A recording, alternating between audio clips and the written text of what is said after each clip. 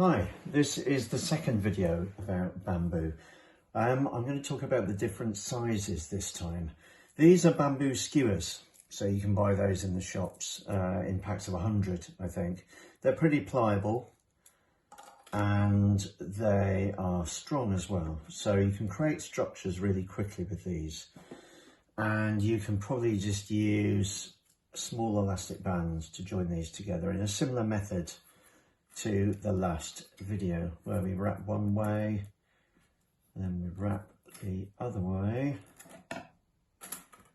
several times, and then we drop the loop over the end, and there you are. There is a sort of nice pliable join, but it kind of stays where you put it as well. You may feel then, I'll build up a little bit more. I'll go to, this is, I would say 10 millimeters in diameter, already hugely strong.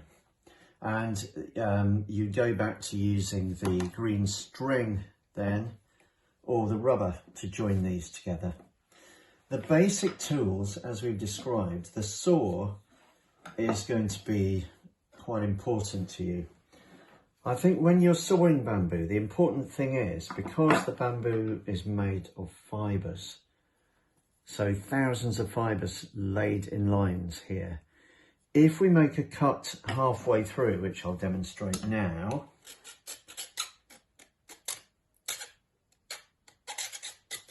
and then we think, oh, I'll just break that now, you can see what happens. The fibres in the bamboo split. They don't split evenly, they split to leave a big messy end. So the thing to do to counteract that is develop a system where you cut through and you move around the bamboo as you cut. It's quite tricky to begin with. You need to get some purchase.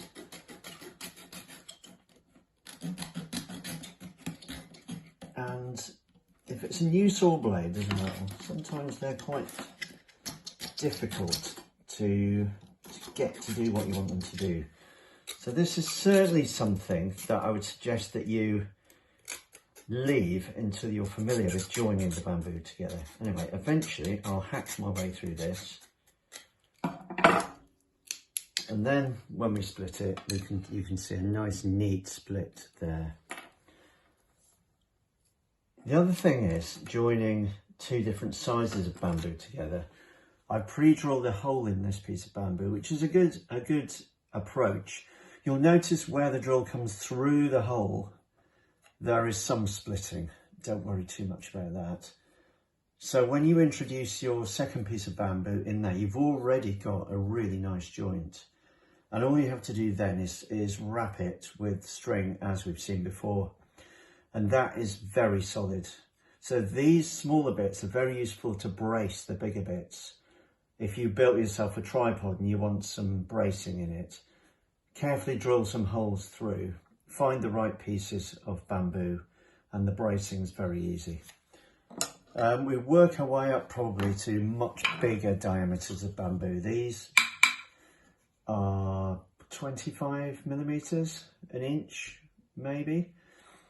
These again you can join with string, or better still with the rubber, because the rubber gives you much more flexible and strong joint. Just remember to use all your strength to stretch that rubber before you wrap it around the bamboo.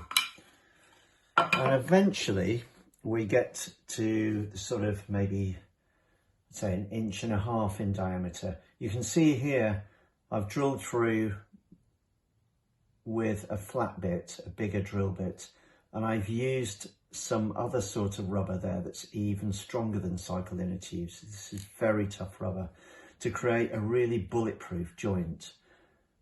So what I would say to you is start small and work up. Start with the smallest tools, and as long as you've got somewhere solid to work and enough light.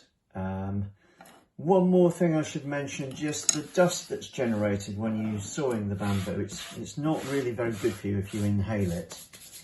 So if you're very close to what you're cutting, just wear an ordinary mask.